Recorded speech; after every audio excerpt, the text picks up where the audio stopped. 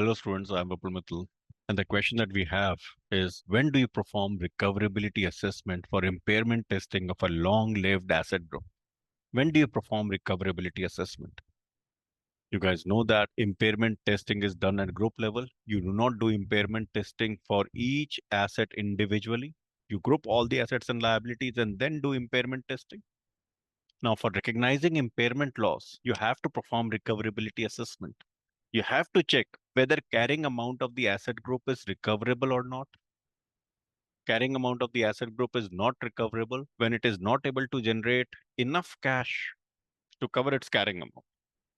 So whether it will be able to recover its entire carrying amount or not, that's the question. That is recoverability assessment. And when do you perform this recoverability assessment that you may recognize impairment loss?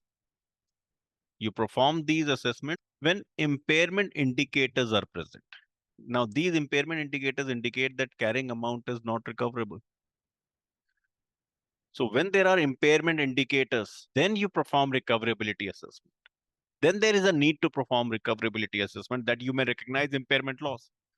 So there are certain indicators that indicate that carrying amount is not recoverable. Carrying amount of the asset group is not recoverable. For example, if there is a significant decrease in market price of long-lived asset group, or there are heavy losses, companies incurring heavy losses, or there are projected losses, there are significant changes, for example, technological changes that affect the value of the asset group. So these are impairment indicators. These indicate that carrying amount may not be recoverable.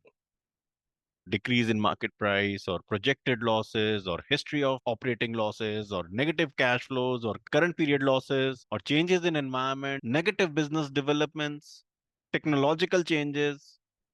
So these factors indicate that carrying amount may not be recoverable. So and there is a need to perform recoverability assessment.